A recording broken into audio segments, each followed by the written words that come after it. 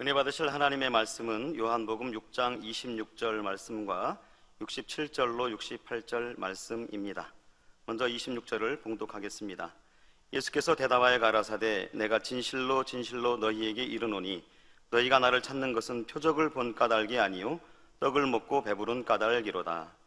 67절로 68절입니다. 예수께서 12 제자에게 이르시되 너희도 가려느냐?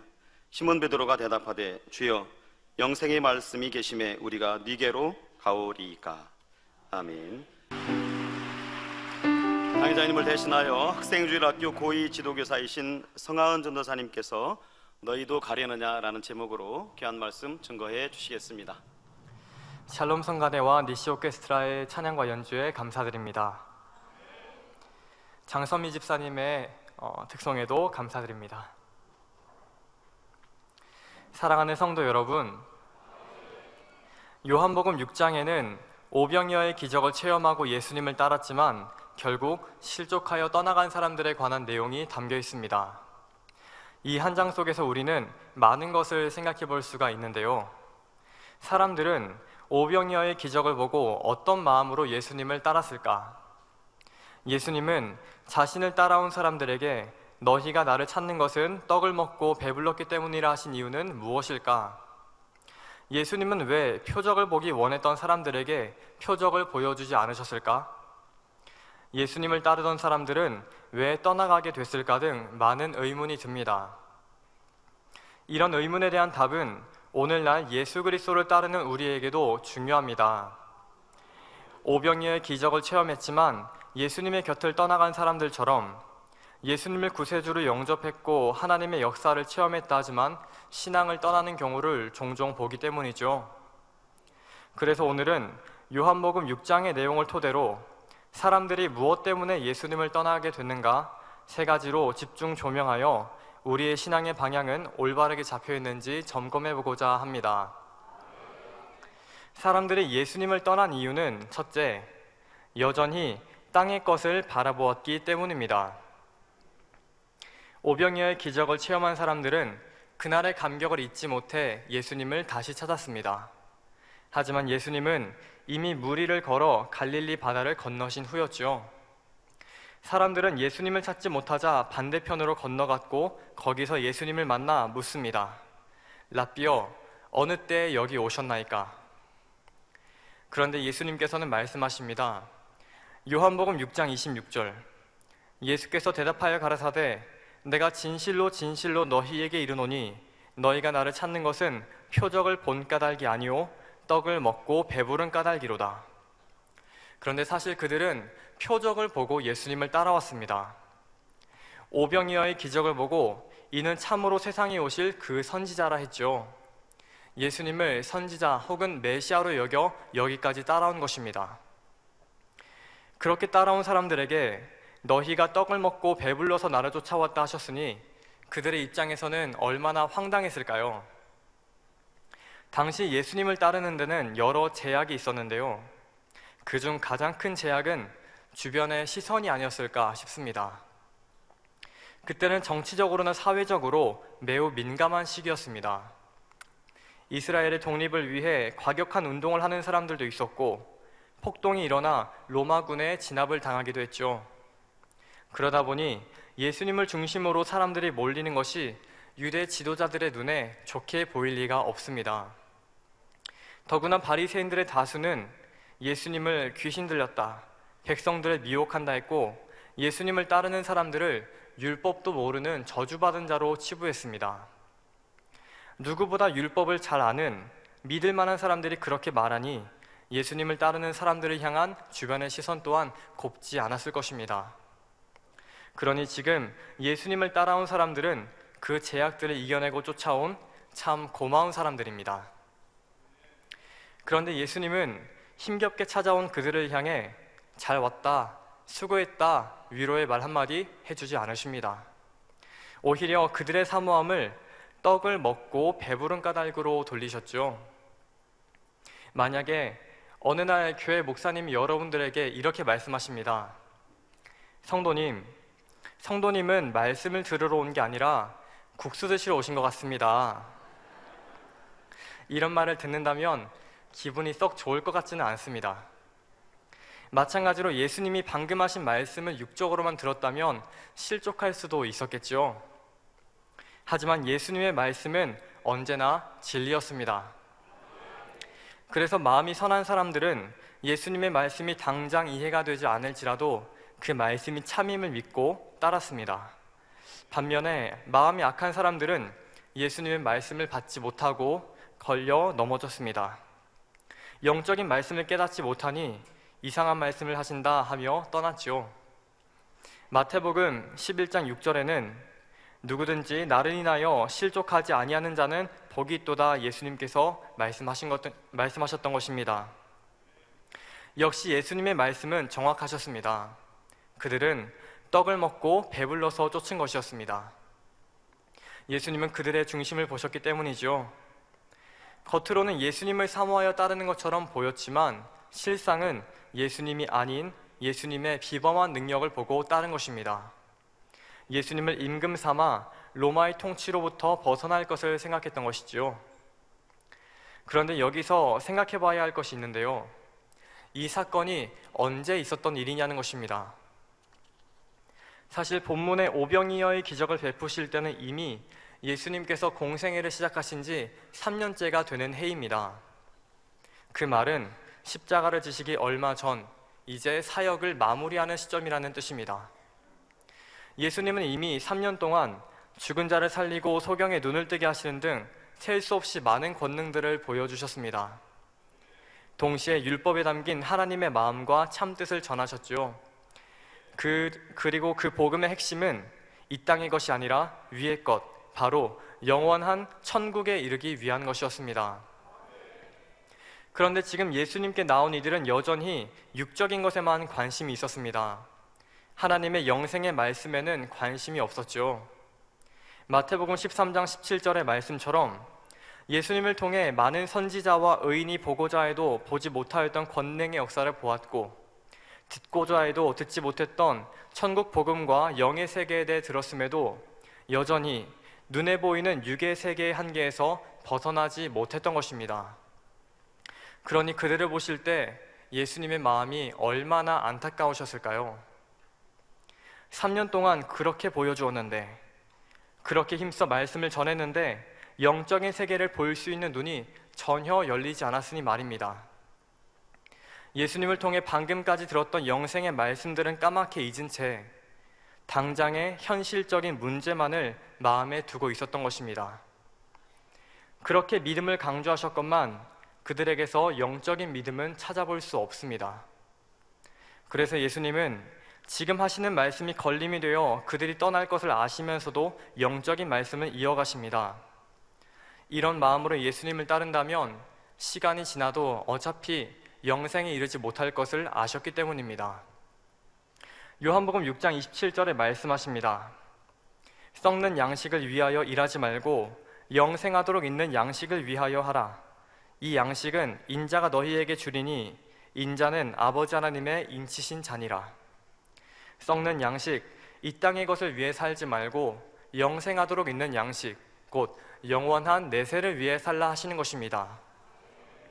사랑하는 성도 여러분, 우리도 마찬가지입니다. 예수님을 믿는다 하며 교회에는 나왔는데 영생을 얻지 못한다면, 또 무수한 생명의 말씀들을 들었는데 겨우 구원받는 것으로 끝난다면 얼마나 안타까운 일이겠습니까? 여전히 육적인 신앙에 머물러 땅의 것을 바라보고 있다면 예수님의 마음을 안타깝게 해드렸던 그들과 다를 바가 없지 않겠습니까? 영생의 말씀을 맛본 성도들이라면 더 이상 이 땅의 것에 마음을 두는 것이 아니라 위의 것에 마음을 두어야 합니다. 우리가 바라보는 천국은 눈물, 슬픔, 고통이 없는 곳입니다. 악이란 전혀 없고 오직 선과 사랑이 가득하며 행복만이 넘치는 것이죠. 지금 당장이라도 가고 싶지 않으십니까? 저도 요즘 가끔 빨리 천국에 가고 싶다 이런 생각이 들기도 하는데요. 네. 하지만 아직은 먼저 가버리시면 안 됩니다. 우리에게 맡겨주신 사명을 멋지게 감당하고 만민의 식구들 다 함께 당당히 주님을 맞이하는 게 좋지 않겠습니까? 그때까지는 먼저 천국에 가고 싶으셔도 그때까지는 좀 더 참으셔야겠습니다. 그러니 잠깐 사는 이 땅에서 어떻게 즐겁게 살까를 고민할 것이 아니라 어찌하면 영혼이 잘 되어서 더 좋은 천국에 갈까를 생각해야 합니다.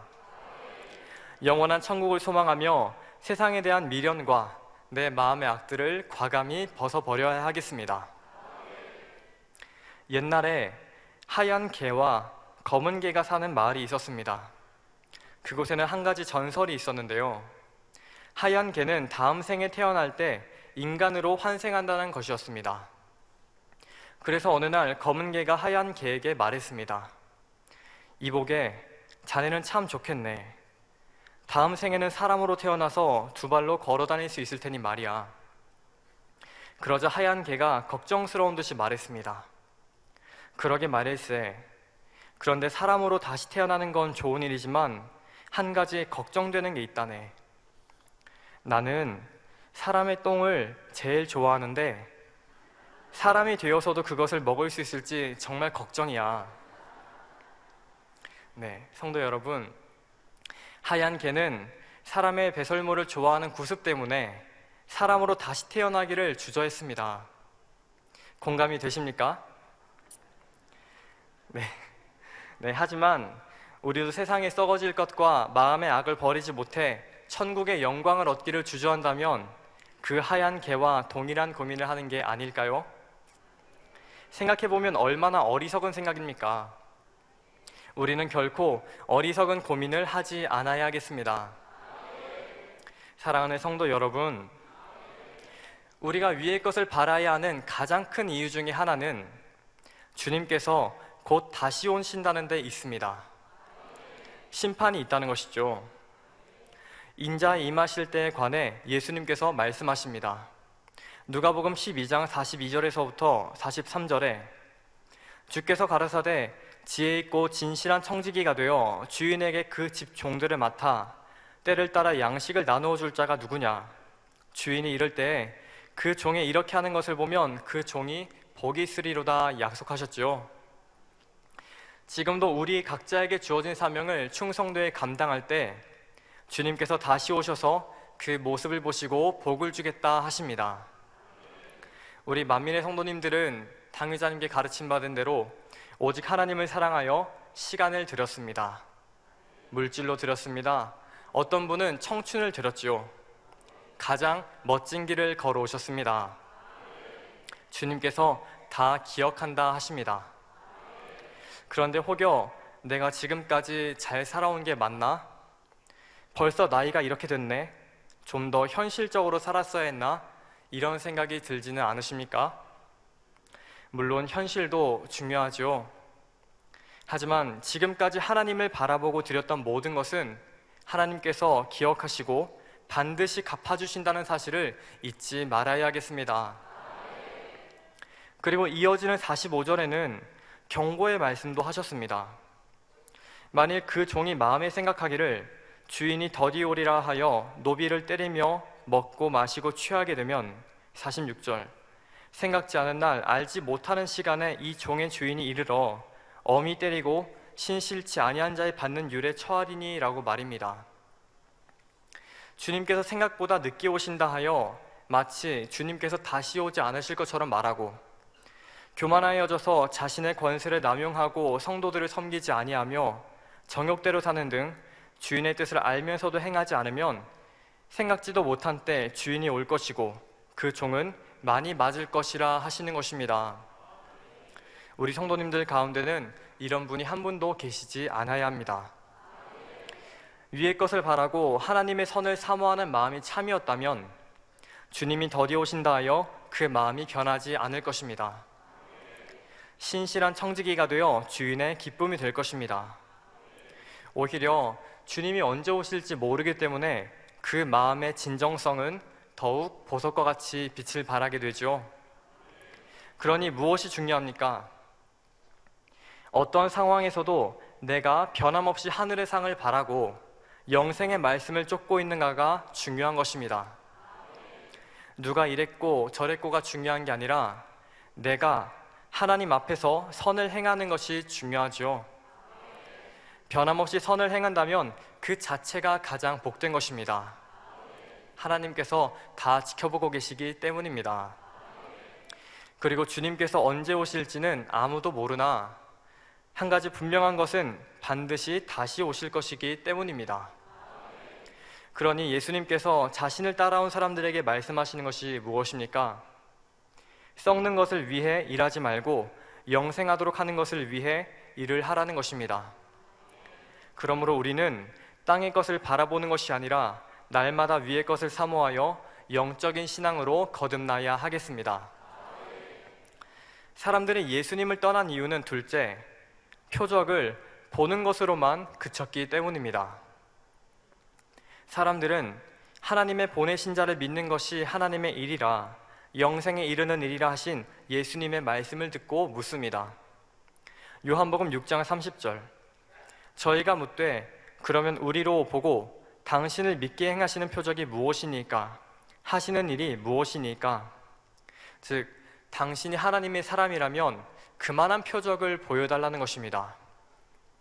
예수님의 영적인 말씀에도 불구하고 여전히 보이는 표적만을 구합니다. 요한복음 6장을 보면 아시겠지만 그들은 끊임없이 하늘로부터 오는 표적을 구합니다. 표적에 대한 유대인들의 엄청난 집착을 볼 수 있죠. 그래서 훗날 사도 바울도 고린도전서 1장 22절에 유대인은 표적을 구하고 헬라인은 지혜를 찾는다 기록했습니다. 그러면 유대인들이 왜 그렇게 표적에 집착하게 되었는가 했을 때 모세 오경 중 신명기의 말씀이 떠오릅니다. 신명기 18장에는 하나님께서 모세 이후에 세우실 한 선지자에 대한 예언이 나옵니다. 그리스도에 대한 말씀인데요.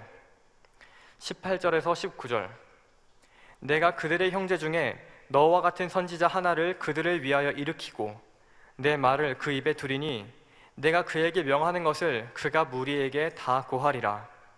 무릇 그가 내 이름으로 고하는 내 말을 듣지 아니하는 자는 내게 벌을 받을 것이요. 그러면 여기서 걱정이 생기죠. 만일 하나님이 선지자를 보내셨는데 알아보지 못해서 그 말을 듣지 않는다면 벌을 받을 것이기 때문입니다. 그러면 그 선지자가 하나님이 보내신 자인가 아닌가 어떻게 구분하느냐? 그래서 이어지는 21절부터 22절에 말씀하십니다. 네가 혹시 심중에 이르기를 그 말이 여호와의 이르신 말씀인지 우리가 어떻게 알리오 하리라. 인생들의 마음을 아신 것이죠. 만일 선지자가 있어서 여호와의 이름으로 말한 일에 증험도 없고 성취함도 없으면 이는 여호와의 말씀하신 것이 아니오 그 선지자가 방자히 한 말이니 너는 그를 두려워 말지니라. 즉 여호와의 이름으로 말한 일에 증험이나 성취함이 있는지 없는지를 보면 알 것이라는 말씀입니다. 이 말씀대로 모세는 10재앙을 내리고 홍해를 갈랐습니다. 만나와 메추라기를 내리기도 했죠. 엘리야의 경우 불을 끌어내리고 3년 반의 가뭄이 들게 하거나 비를 내리게 했으며 죽은 사람을 살리기도 했습니다. 그래서 유대인들은 그토록 표적을 구했던 것입니다. 그런데 당신을 믿게 하시는 표적이 무엇이냐는 질문에 예수님께서는 표적을 보여주지 않으십니다. 보여주기만 하면 메시아로 믿고 따르겠다는데 왜 안 보여주셨을까요? 예수님께서 그들의 말대로 표적을 보여주셨다면 그 순간은 따를 것입니다. 하지만 근본적으로 예수님을 따르는 이유가 영적인 것이 되지 않는다면 어차피 떠날 것을 아셨죠. 참 믿음이 되지 못할 것을 아신 것입니다. 그러면 여기서 의문이 듭니다. 표적을 보고도 영적인 믿음을 가질 수 없는가 하는 것이죠. 누가복음 16장에 나오는 부자와 거지 나사로의 비유를 잘 아실 것입니다. 부자는 하나님을 경외하지 않아 음부에 떨어져 고통당하고 거지 나사로는 구원받아 아브라함의 품에 안겼다는 비유입니다. 그래서 이 내용을 가지고 거지로 살더라도 구원받는 것이 낫다 말하기도 합니다. 그러다 보니 뒷부분에 아브라함과 부자의 대화를 놓치기가 쉽습니다. 27절부터 28절입니다. 부자의 말입니다. 가로되 그러면 구하노니 아버지여 나사로를 내 아버지의 집에 보내소서. 내 형제 5이 있으니 저희에게 증거하게 하여 저희로 이 고통받는 곳에 오지 않게 하소서. 하지만 아브라함의 대답은 단호합니다. 29절 아브라함이 가로되 저희에게 모세와 선지자들이 있으니 그들에게 들을지니라. 그러자 부자는 당황하여 대답합니다. 30절 가로되 그렇지 아니하니이다 아버지 아브라함이여 만일 죽은 자에게서 저희에게 가는 자가 있으면 회개하리이다. 그러자 아브라함은 참 놀라운 이야기를 합니다. 31절 가로되 모세와 선지자들에게 듣지 아니하면 비록 죽은 자 가운데서 살아나는 자가 있을지라도 권함을 받지 아니하리라. 이 31절이 중요한데요, 풀어 말하면 모세와 선지자들이 이미 많은 말씀을 전했다. 그들이 말한 하나님의 말씀을 받지 못한다면 혹시 죽은 사람이 살아나서 믿으라고 해도 믿지 않을 것이다 라는 것입니다. 다시 말해 율법을 행하려 하지 않는 사람이라면 예수님께서 표적을 보여주셔도 믿지 못할 것이라는 뜻입니다. 실제로 바리새인들은 베다니 마리아의 오라비 나사로가 죽은 지 나흘이나 되어 썩었다가 다시 살아났음에도 믿지 않았죠. 곧 표적이나 영의 세계를 보는 것은 마음의 변화와 직접적인 관련이 없다는 것입니다. 그저 놀라운 일을 본 것으로 끝나는 것이죠. 사랑하는 성도 여러분, 부자와 거지 나사로의 비유를 통해서도 알 수 있듯이 표적을 보거나 영안이 열려 영의 세계를 보았다 해서 믿음이 성장하거나 영생에 이르는 것이 아닙니다. 술사 발람도 영안이 열려 하나님의 사자를 보았지만 마음의 탐심을 버리지 못하니 하나님의 뜻을 저버리지 않았습니까? 그도 분명히 영의 세계를 보았고 하나님이 참으로 살아계심도 알았습니다. 하나님의 뜻이 무엇인지도 알았죠. 하지만 자신의 탐심을 이기지 못해 하나님께서 이스라엘을 저주하지 말라 하셨음에도 기어코 이스라엘이 저주받도록 만들었다는 사실입니다. 그런데 이 사건에서 또 한 가지 생각해 볼 것이 있습니다. 하나님께서 이스라엘이 미혹받는 것을 강제로 막지 않으셨다는 점입니다. 이스라엘이 저주받는 것은 분명히 하나님의 뜻이 아닙니다. 그래서 나귀의 입을 여시면서까지 발람이 저주하지 않도록 경고하셨죠. 그런데 당시 이스라엘 백성들 가운데는 기사와 표적을 보며 믿음을 키워 신실하게 하나님을 따랐던 사람들이 있는 반면 백성의 족장이라 하지만 속에는 다른 마음을 품고 있던 사람들도 있었습니다. 그들은 기사와 표적을 보면서도 하나님이 주신 비전을 믿지 못했습니다. 그러니 바알볼 사건 당시 어떤 족장은 자신들의 범죄로 하나님이 진노하셨음에도 미디안 족장의 딸을 감히 이스라엘 진으로 데려오는 것을 봅니다. 미디안과 이미 손을 잡았던 것이죠.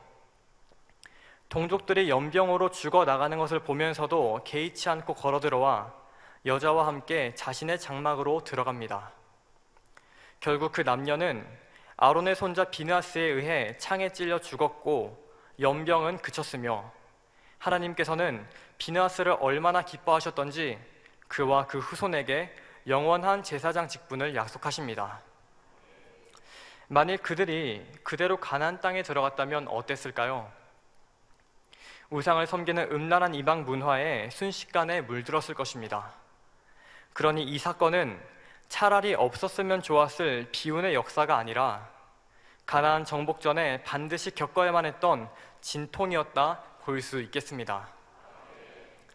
이스라엘이 미혹을 받기 전 하나님께서는 이미 그들의 중심을 아셨습니다. 어떤 미혹을 받았을 때 누가 변질될지를 아셨다는 것입니다. 그렇다고 그들을 강제로 갈라내지 않으셨습니다. 스스로 선택하게 하셨죠.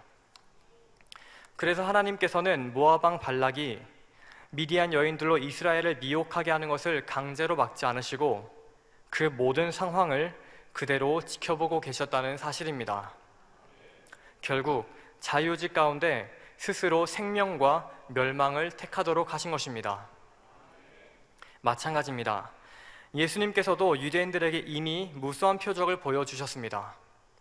하지만 또다시 표적을 보여달라 하며 믿지 못하던 사람들은 잘못된 소문을 듣고서 예수님을 미혹하는 자라 하기도 했습니다. 반면에 율법을 지켜 행하며 진정한 진리를 찾아 헤매던 사람들은 바리새인일지라도 예수님을 쫓았습니다. 대표적으로 니고데모가 있었지요. 이처럼 동일한 표적을 보고도 마음에 있는 선과 악에 따라 다른 선택이 나오는 것을 봅니다. 예수님께서는 이미 믿을 만한 증거들을 무수히 보여주셨지만 강제로 자신을 믿도록 하지는 않으셨습니다. 이후의 선택은 각자의 몫인 것입니다. 자유의지를 주셨기 때문이죠. 진정 하나님의 뜻을 행하려 했던 사람들은 표적을 보지 않더라도 예수님의 말씀만을 듣고도 그분이 하나님께로부터 왔음을 깨달았습니다. 왜 그럴까요? 율법이 가르치는 바와 예수님의 말씀은 근본적으로 같았기 때문입니다. 그래서 하나님의 뜻을 행하려는 사람은 예수님께서 율법의 진정한 의미를 가르치신다는 사실을 알고 끝까지 따랐습니다. 그러나 마음에 악이 있는 만큼 예수님께서 진리를 증거하셔도 믿지 못하고 또한 권능을 보여주셔도 믿으려 하지 않았죠. 그래서 예수님께서는 당신을 믿을 수 있는 표적을 보여달라 했을 때 표적을 보여주지 않으신 것입니다.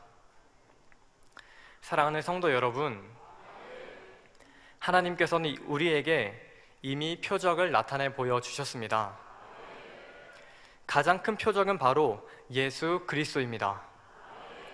누가복음 2장 12절에 너희가 가서 강보에 쌓여 구유에 누인 아기를 보리니 이것이 너희에게 표적이니라 했습니다.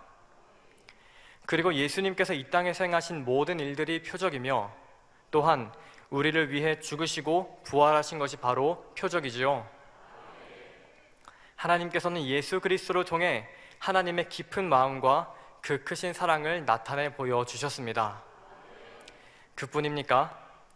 이 제단에서 나타나는 무수한 기사와 표적을 두 눈으로 직접 보았죠. 이제 선택은 우리 각자의 몫입니다.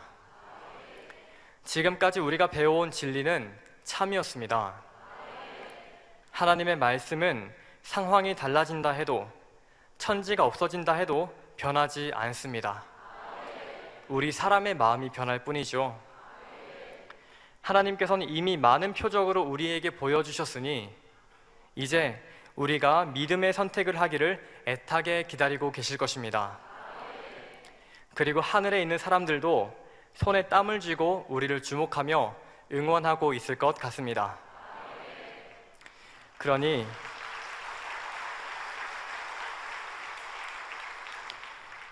그러니 표적만을 구하다가 영생을 놓친 유대인들과는 달리 표적으로 보장해 주신 주님의 말씀을 힘써 양식 삼아 영생을 쟁취하는 우리 모두가 되어야 하겠습니다.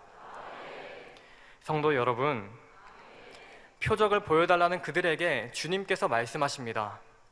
나는 하늘로서 내려온 산떡이니 사람이 이 떡을 먹으면 영생하리라. 떡을 먹으면 영생한다 하셨습니다.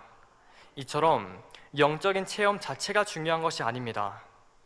그 체험한 것을 통해 말씀에 대한 확신을 가지고 얼마나 생명의 떡인 주님의 말씀을 마음에 이루는 것이 중요하다는 사실을 잊지 말아야 하겠습니다. 사람들이 예수님을 떠난 이유는 셋째, 잘못된 선입견이 있었기 때문입니다. 선입견이란 미리 보거나 들은 것으로 생각이 고정되어 다른 의견은 받아들이지 않는 것을 말합니다. 잘못된 선입견을 가지고 있으면 무엇을 볼 때 있는 그대로 볼 수가 없죠. 먼저 이 당시의 사회적인 분위기를 좀 살펴보겠습니다.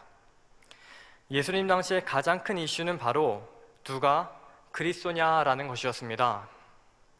그러다 보니 세례요한이 왔을 때도 바리새인들이 사람들을 보내서 물은 것이 바로 네가 누구냐라는 질문이었습니다. 예수님께서 3년 정도 사역을 하셨을 때 백성들 가운데 예수님이 그리스도냐 아니냐의 문제로 논쟁이 생기기도 했었는데요. 예수님 한 분을 두고 사람마다 반응이 다양했습니다. 선지자다, 그리스도다 하는가 하면 아니다, 그리스도가 어떻게 갈릴리에서 나오겠느냐 하며 부정하는 사람도 있었습니다. 왜 각기 반응이 다를까요? 바로 예수님을 영적으로 보는가 하면 이미 선입견을 가지고 그 틀에 맞추어 보려 했기 때문입니다. 영적으로 본 사람들은 예수님을 그리스도로 영접했지만 자기만의 선입견을 가지고 본 사람은 예수님의 참 모습을 보지 못하고 의심했습니다. 나름대로 역사적인 지식이나 배경을 근거로 그리스도가 어찌 갈릴리에서 나오겠느냐 했죠. 이들은 예수님을 갈릴리의 나사렛 사람으로만 알았기 때문입니다. 그래서 그리스도가 베들레헴에서 나오리라 한 성경을 근거로 예수님을 인정하지 않았습니다. 성경에 기록된 메시아의 예언을 통해 오히려 예수님을 부정하는 것입니다. 예수님이 예언대로 베들레헴에서 태어나셨지만 자기 생각에 맞추어 바라보니 진실이 가려져 알아보지 못했던 것입니다. 예수님에 대해 나쁘게 보았던 사람들은 예수님을 이미 하나님을 모독한 사람으로 생각했습니다. 자신이 직접 듣지 않았더라도 대제사장이나 바리새인과 같이 명망 있는 사람들이 그렇다고 하니 당연히 그럴 것이라 생각했던 것이죠. 이미 예수는 나쁜 사람이라는 생각을 깔아두고서 성경의 예언이나 주변 사람들의 말을 하나하나 맞춰가는 것입니다. 이런 잘못된 선입견은 참으로 무섭습니다. 사람은 자기의 생각이 잘못되었다는 것을 스스로 깨닫지 못하기 때문이죠. 그러면서도 자신이 하나님의 뜻을 잘 분별한다고 착각합니다. 그래서 예수님께서도 제자들에게 때가 이르면 물은 너희를 죽이는 자가 생각하기를 이것이 하나님을 섬기는 예라 하리라 라고 말씀하셨던 것입니다. 예수님은 이렇게 자신의 선입견을 가지고 예수님을 악하게 판단하는 사람들에게 말씀하십니다. 요한복음 7장 24절, 외모로 판단하지 말고 공의의 판단으로 판단하라 하시니라. 다시 말해 그 열매를 보고 선과 악을 분별하라 하시는 것입니다. 그러면 예수님의 열매는 무엇입니까? 생명을 살리는 역사였습니다. 수많은 병자를 고치며 하나님의 나라를 전하셨죠. 간음 중에 잡힌 여인이 돌에 맞을 것을 떨며 기다리고 있을 때 다시 살 수 있는 생명의 길을 열어주셨습니다. 오랜 병으로 인해 주변의 모든 사람들로부터 버림받았던 베데스다 목가의 38년 된 병자에게 먼저 손을 내밀어 주셨습니다. 18년 동안 귀신 들려 앓으며 허리를 펴지 못하던 여자를 안식이 됨에도 사단의 매임에서 놓으시고 치료하사 하늘의 하나님께 영광을 돌리게 하셨습니다. 오직 율법에 담긴 하나님의 참뜻을 전하며 하나님을 첫째로 사랑해야 함을 가르치신 것이 바로 예수님의 열매입니다. 이처럼 오직 선한 일만을 행하시며 하나님의 온전하심과 같이 온전하나 가르치신 것이 바로 예수님의 열매입니다. 그럼에도 불구하고 바리새인들과 유대인들은 예수님의 선한 일은 기억치 않고 자신들이 알고 있는 지식 안에서 예수님을 죄인이라 단정지은 것입니다. 다시 본론으로 돌아가 지금 예수님을 쫓아온 사람들도 이미 메시아에 대한 자신들의 선입견을 가지고 있었습니다. 메시아는 이런 사람일 것이다, 이런 일을 할 것이다 라고 말입니다. 또 예수님에 대해 주변 사람들로부터 이런저런 말들도 들었습니다. 좋은 말도 있지만 그렇지 않은 말들도 많이 있었죠. 하지만 놀라운 표적을 눈앞에서 보니 그런 생각이 떠오르지 않았습니다. 그런데 지금 예수님께서 표적은 보여주지 않고 자꾸 나는 생명의 떡이다, 나를 먹어야 영생한다는 등 도대체 이해할 수 없는 말씀들을 하시자 의심이 틈타기 시작합니다. 요한복음 6장 41절에서 42절, 자기가 하늘로서 내려온 떡이라 하심으로 유대인들이 예수께 대하여 수군거려 가로되 이는 요셉의 아들 예수가 아니냐, 그 부모를 우리가 아는데 제가 지금 어찌하여 하늘로서 내려왔다 하느냐. 이제는 서로 다투기까지 합니다. 52절, 이러므로 유대인들이 서로 다투어 가로되 이 사람이 어찌 능히 제사를 우리에게 주어 먹게 하겠느냐. 이 사람들도 예수님에 대해 이미 다 듣고 왔습니다. 워낙 소문이 많이 퍼졌기 때문이죠. 나사렛 목수 요셉의 아들이라 하던데 백성들을 선동한다고 하던데, 성경을 잘 아는 바리새인들이 예수는 이상하다던데, 이런 생각들이 물밀듯 밀려옵니다. 예수님의 말씀이 자신들의 상식을 벗어나자 잠재되어 있던 생각들이 떠오르는 것입니다. 게다가 예수님은 한술 더 뜨십니다. 53절, 예수께서 이르시되 내가 진실로 진실로 너희에게 이르노니 인자의 살을 먹지 아니하고 인자의 피를 마시지 아니하면 너희 속에 생명이 없느니라. 이제는 피까지 마시라 하십니다. 영적인 뜻을 아는 우리에게는 너무나 당연한 말씀이지만 당시 이 말씀을 들은 유대인들은 소름이 끼치도록 놀랐을 것입니다. 율법은 분명히 피를 마시지 않도록 엄격하게 금했기 때문입니다. 그러니 영적인 뜻을 모른다면, 예수님에 대한 확고한 믿음이 없다면 지금 예수님께서 율법을 정면으로 대적하시는 것으로밖에 들릴 수가 없던 것입니다. 그러니 내가 하나님을 대적하는 사람을 지금까지 따랐구나 생각하며 소름이 끼쳤을 것이라는 말입니다. 이해가 되십니까? 다른 관점에서 이 말씀을 듣고도 남아있던 사람들은 분명히 둘 중에 하나입니다. 율법을 전혀 모르는 사람이거나 또는 정말 말도 안 되는 엄청난 신뢰를 가진 사람들입니다. 다시 말해 진짜 믿음을 가진 사람들만이 남았다는 말씀입니다. 그러니 인자의 피를 마시라 하신 말씀은 비유컨대 아브라함에게 이삭을 번제로 바치라 하신 것과 같다 볼 수도 있겠습니다. 예수님께서 초강수를 두신 것이죠. 만일 성도님들께서 이 당시에 유대인이었다면 예수님의 말씀을 듣고 어떤 선택을 하셨을지 한번 생각해 보셨으면 좋겠습니다. 사랑하는 성도 여러분, 예수님은 생명의 떡을 말씀하셨을 때 그들이 떠날 것을 아셨지만 후대 사람들을 위해 계속 말씀하셨습니다. 결국 그들은 떠나갑니다. 요한복음 6장 66절, 이러므로 제자 중에 많이 물러가고 다시 그와 함께 다니지 아니하더라. 다시는 예수님과 함께하지 않았다고 기록했습니다. 다시는 말입니다. 만일 그들에게 예수님을 따랐을 때 어땠느냐 주변에서 묻는다면 뭐라 했을까요? 어쩐지 뭔가 이상하더라. 미혹하는 자라 하던 소문이 참이더라. 자기 피를 마시라고 한 것을 내가 직접 들었다. 율법을 대적하는 사람이다. 그 사람을 따랐다가는 큰일 날 뻔했다 했겠죠. 아마 5개의 떡과 2마리의 물고기를 가지고 10,000명이서 배부르게 맛있게 먹었던 이야기는 절대 하지 않았을 것 같습니다.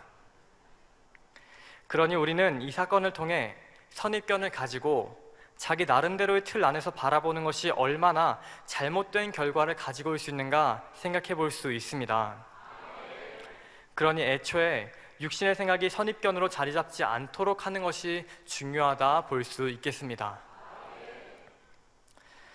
진해 한 마리가 길을 걷고 있었습니다. 그 모습을 유심히 보고 있던 여우가 궁금함을 참지 못하고 물었습니다. 진해야, 너는 100개의 발을 가지고도 아주 잘 걷고 있으니 참 놀라운 일이야. 25번째 다리가 땅에 닿고 나서 그 다음에 37번째 다리가 땅에 닿더군. 37번째 다리 다음에는 어떤 다리가 땅에 닿지? 진해가 대답했습니다. 나는 그냥 걸어 다닐 뿐이야. 한 번도 그런 생각을 하면서 걷지 않았어. 차분하게 한번 생각해 볼게. 진해는 곰곰이 생각했습니다. 그런데 생각을 하면 할수록 자신과 걸음을 분리하고 의식하게 되었습니다.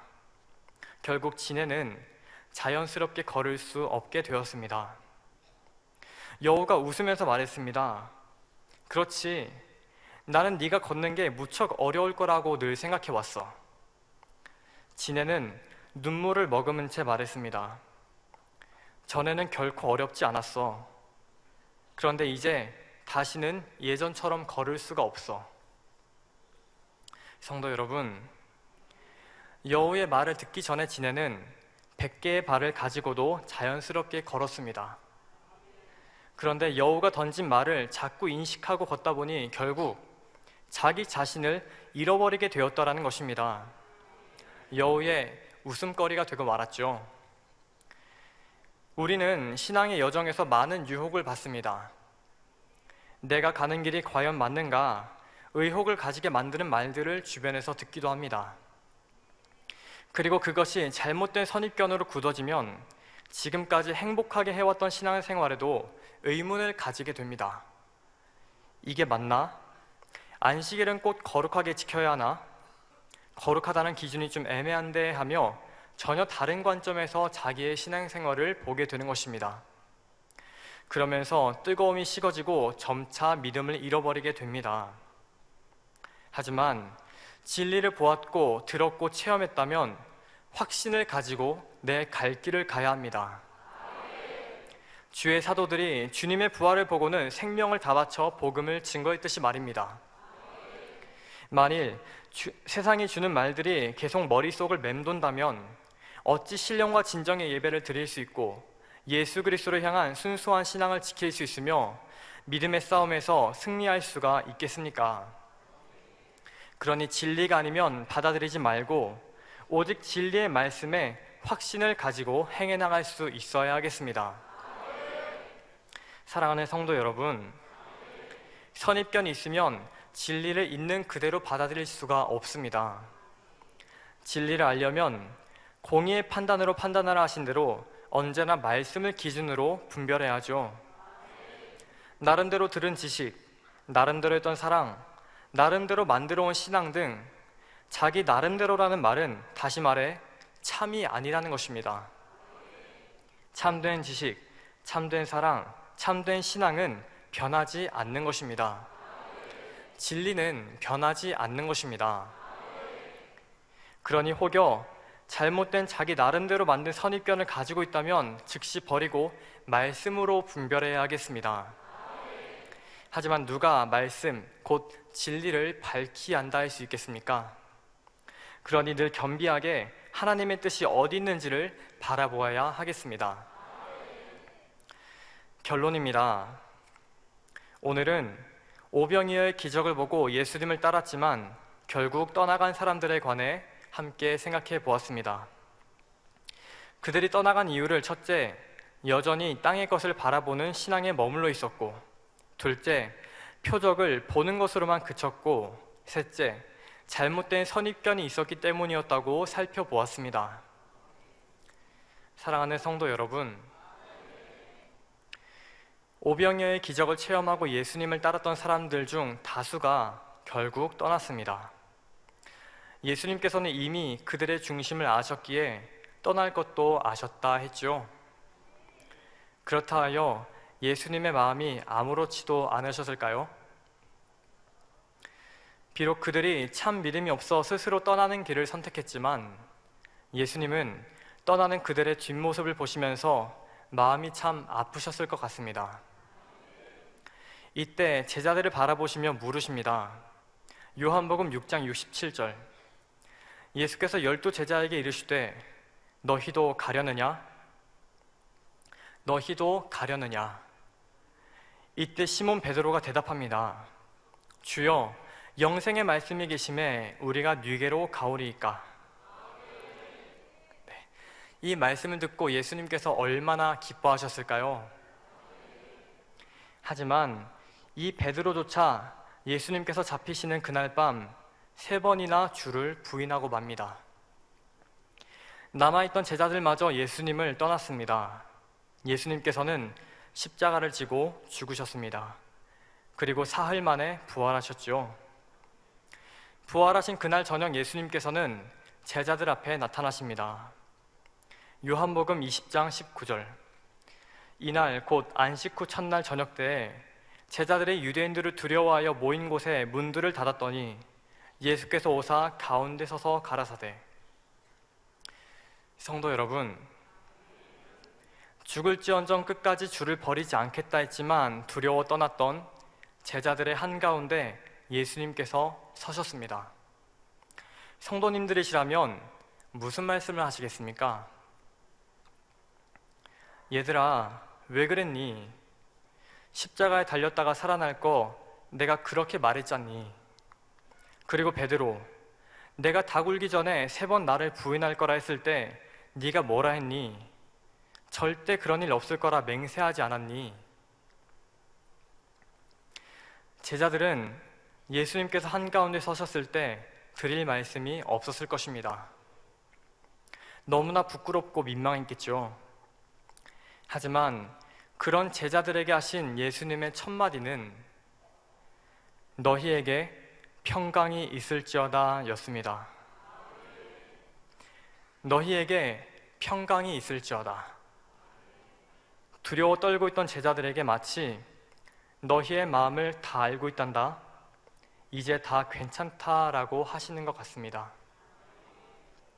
이 한마디에 제자들의 마음에 있던 두려움과 염려, 죄송함과 민망한 모든 마음들은 눈 녹듯 사라졌을 것입니다. 그리고 제자들은 극심한 고난과 핍박 속에서도 이 말씀들을 마음에 되새기며 이 땅에서의 사명을 온전히 감당했을 것입니다. 성도 여러분, 우리 모두는 신앙생활을 함에 있어 끝까지 예수님의 곁에 있었던 막달라 마리아처럼 죽음의 두려움을 내어 쫓을 만한 참된 사랑을 이루기를 원할 것입니다. 하지만 연약하여 넘어지기도 한 것이 우리의 모습입니다. 아직 버리지 못한 세상에 대한 미련 때문에, 말씀을 듣기만 하고 이루지 못했기 때문에, 잘못된 육신의 생각을 받아들였기 때문에 시험에 들어 넘어질 때도 있었습니다. 그래서 민망한 마음으로 주님 앞에 나아갈 때 주님은 말씀하십니다. 너희에게 평강이 있을지어다. 사랑하는 성도 여러분, 오늘은 참된 믿음을 갖지 못해 예수님을 떠나갔던 사람들에 관해 그 배경과 각 사람들의 마음을 3가지로 말씀드렸습니다. 그리고 제자들을 향해 너희도 가려느냐 말씀하신 예수님의 마음에 대해서도 잠시 생각해 보았습니다. 오늘 들은 말씀을 통해 예수님을 떠난 이들을 반면교사 삼아 어떤 시험 가운데서도 예수 그리스도를 붙드는 참된 신앙을 이룰 수 있기를 기원드립니다. 말씀 상고하시면서 기도하시겠습니다. 할렐루야. 사랑의 아버지, 은혜와 사랑에 감사드립니다. 오늘은 오병이의 기적을 보았지만 예수님을 떠났던 사람들에 관해 살펴보았습니다. 그들을 바라보시는 예수님의 마음에 대해서도 생각해 보았습니다. 그들의 모습을 통해 우리의 모습을 돌아보게 하시고 깨어있는 참된 신앙을 이룰 수 있도록 도와주시옵소서. 감사합니다. 우리 주 예수 그리스도 이름으로 기도하옵나이다. 아멘. 영상을 통하여 당회자님 환자 기도를 받겠습니다. 아프신 분들은 아픈 곳이나 연약한 곳에 손을 얹고 기도받으시고, 아프지 않으신 분들은 가슴에 손을 얹고 마음의 소원을 위해 믿음으로 기도받으시기 바랍니다. 할렐루야. 전능하신 사랑의 아버지 하나님, 이 시간 기도받는 모든 성도님들 위해 안수하여 주옵소서. GCN과 인터넷과 화상을 통해 기도받는 지교회와 지성전, 그리고 전세계 하나님의 자녀들 위에도 시공간을 초월하여 역사하여 주시기를 원합니다. 믿어지는 믿음을 주시고 부정적인 생각과 의심의 세력을 물리쳐 주옵시며 모든 시험 환난도 물리쳐 주옵소서. 머리부터 발끝까지 오장육부, 뼈, 마디마디, 온몸의 신경, 조직, 세포 등 아픈 곳마다 성령의 불로 태우시고 근본의 빛으로 역사하여 주옵소서. 예수 그리스도의 이름으로 명하노니 원수마귀 사단, 모든 질병, 균, 연약함아 물러가라. 빛이 여임하라. 모든 불치, 난치병도 성령의 불로 태워 깨끗하게 역사하여 주옵소서. 말라리아를 비롯한 모든 풍토병도 물리쳐 주옵소서. 감기, 기침, 열, 몸살, 독감 등 각종 유행성 질병도 다 물러가라. 어떠한 유행성 질병, 균도 틈타지 않게 지켜 주옵소서. 위암, 폐암, 간암, 유방암, 자궁암, 대장암, 피부암 등 각종 암과 에이즈, 백혈병, 뇌졸중, 고혈압, 저혈압, 심장병, 폐병, 위장병, 당뇨, 부인병, 피부병, 갑상선 질환과 모든 염증도 깨끗게 하여 주옵소서. 소아마비, 중풍, 관절염, 디스크도 온전케 하여 주옵소서. 요통, 두통, 신경통을 비롯한 모든 통증은 사라질지어다. 간질, 자폐증, 우울증, 조울증, 노이로제 등 모든 정신질환도 물러가라.